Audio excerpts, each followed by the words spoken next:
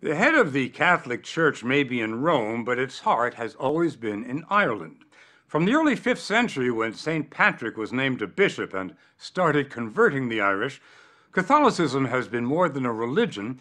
It's been a culture and a way of life. But in recent years, the faith of the Irish has been sorely tested. Not their faith in God necessarily, but their faith in the Church, after several damning investigations provided appalling detail on the sexual abuse of children by priests. For decades, the outrage was covered up and the priests were largely protected. An Irishman named Diarmuid Martin would not disagree with any of this. He has dared to publicly criticize the Church, and his words carry a lot of clout because Diarmuid Martin is the Archbishop of Dublin. The story will continue in a moment.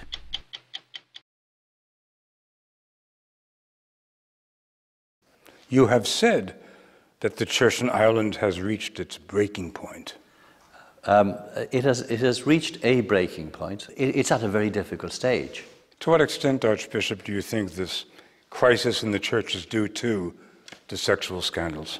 Oh, enormously. There's overwhelming evidence that the church hierarchy was not only aware of the sexual abuse, but did little about it. The Dublin Archdiocese knew who the predator priests were, even wrote reports about them, but then locked up the files. Investigators on a state panel, the Murphy Commission, asked for the files, but the church refused, until Diarmuid Martin became Archbishop. I provided the Murphy Commission investigation into Dublin Diocese with over 65,000 documents. And the material was there. It was in my archives. The documents revealed that one priest admitted abusing over 100 children. Another said he abused children twice a month for 25 years. Archbishop Martin believes thousands of children suffered similar fates. See, abuse isn't just the actual sexual acts, which are horrendous, but the sexual abuse of a child it's a total abuse of power. It's actually saying to a child, I control you. And that is saying to the child, you're worthless. To find out how small parishes have been affected by the scandal, we went to the village of Allihies on the Beara Peninsula on the southwestern coast. It doesn't get more Irish than this. No one we talked to was aware of any abuse here, but even so, the parish is required to follow strict new church regulations designed to protect children. Hard to believe, but priests are now never allowed to be alone with a child. An adult supervisor has to be there at all times. Monica Polly is on the church council. They never take the children out on their own. They never speak with the children on their own. There's always somebody with them. Under the new regulations, drawn up by Ireland's bishops, any allegation of abuse has to be reported to civil authorities, and any priest accused of abuse has to step down while the charge is being investigated. To be honest, I don't think we've seen it all yet. Really? You think there's more to come? I do. Monica Polly still believes in God, she says. She goes to church every week. So does Paddy Sheehan, but he has concerns about his church. Paddy has lived here all his life. He runs a cable car that takes farmers and bird watchers to an island just across the channel. Were you surprised? We were surprised. To me, we were surprised that there was so much cover-up. You know, so much hidden. So much children, so many abused, you know what I mean, to me. And I would say maybe to the parish, there was too much cover-up, and that was a pity. Why was there this cover-up? They covered up because the priests were supposed to be perfect. They had an image of what they should be, and they kept to that image rather than the reality. How do we pass that sense of strong faith to the coming generations? Archbishop Martin is probably the only senior figure in the Catholic Church of Ireland who has retained or achieved the necessary credibility where this issue is concerned. Patsy McGarry is the religious affairs correspondent for the Irish Times. He says other high-ranking figures in the church have been directly tied to the cover-up. We must admit that grave errors of judgment were made, including Archbishop Martin's superior, Cardinal Sean Brady. When he was a young priest, Brady interviewed two teenagers who'd been abused by a priest. 20 years later, when one of them sued the church, it was revealed that Brady had ordered him to remain silent. He met those young people, he believed those young people, he swore them to secrecy as part of the canon law investigation process. He never informed the police, he never informed the health authorities, he informed nobody in civil society. Just last November, the church agreed to a secret financial settlement in Dublin High Court. Cardinal Brady has apologized for his actions and said he was ashamed he did not uphold the values he believes in.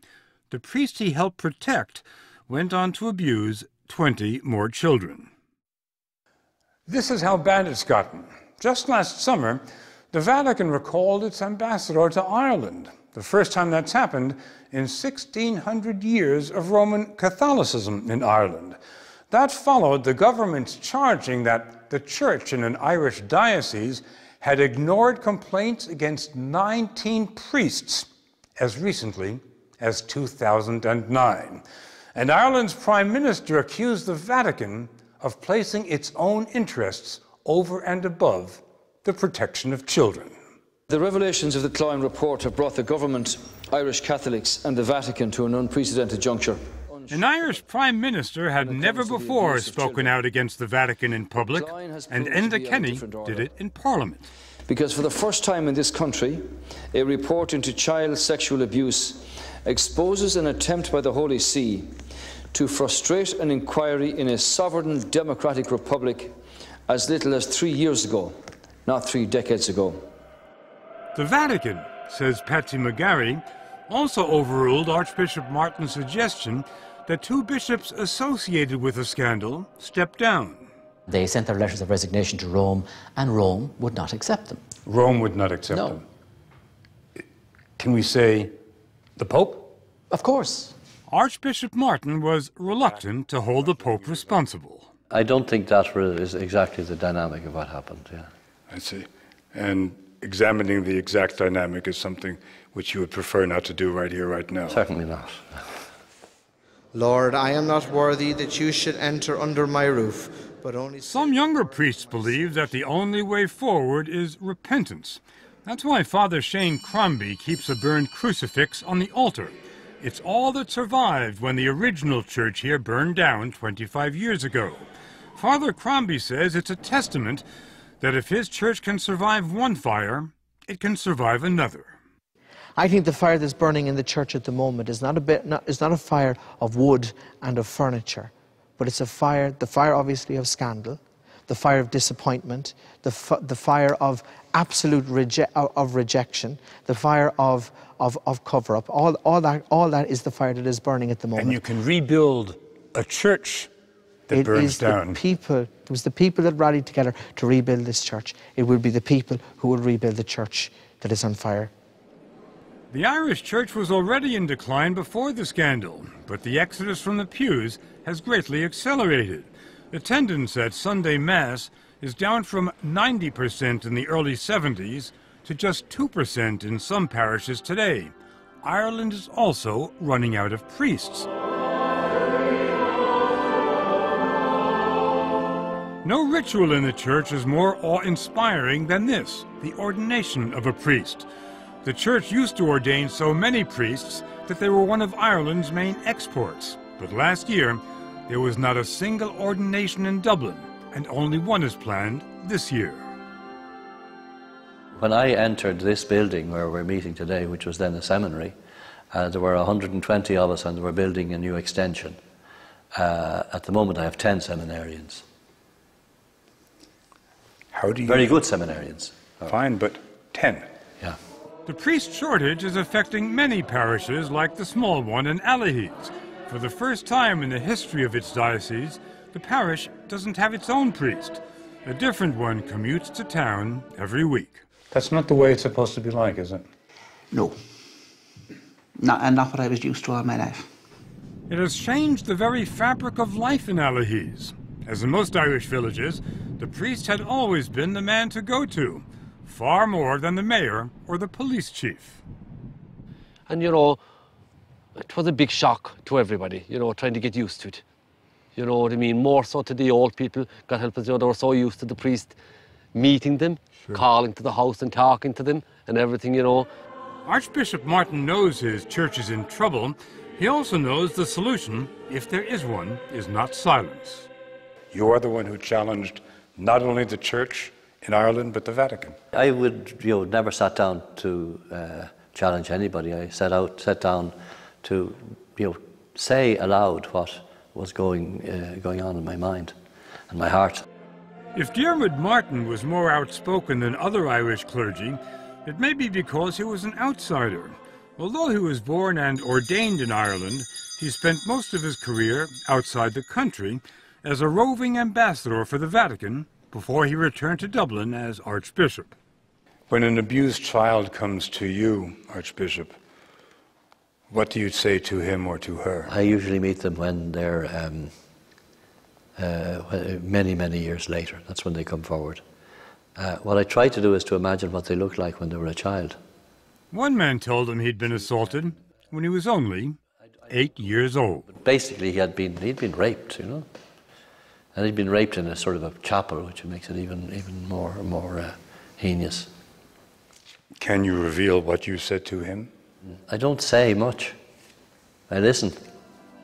The Archbishop was so traumatized by this man's story that when he visited a school the next day, he asked to see children the same age as that child raped in that chapel. And the teacher said, "Where would you like? Would you like to see some of the classes?" And I said, "Okay, I'd like to see 8-year-olds." And he must have thought I was crazy. But if you went in on the day of the opening of a new school, where the Archbishop and the minister are coming, and the 8-year-olds are all dressed up and their hair combed and so on,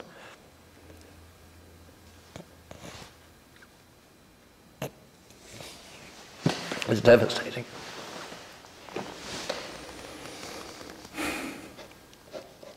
You couldn't imagine it. It's just, what do you say? And you just see the, you see that, there was just somebody like that. That was. I mean, a grown man is one thing, but when you actually see a child, you need to do that. And this is the gospel of the Lord. Last year, Archbishop Martin did something the Church in Ireland had never done. He held a service of atonement for abuse victims, prostrated himself on the altar, and, in an act of humility, washed their feet. There's still a long path to journey in honesty before we can truly merit forgiveness. There's a real danger today of people saying, the child abuse scandal is over, let's bury it, let's move on. It isn't over. Child protection and the protection of children is something we'll go on for the rest of our lives and into the future, because the problems are there.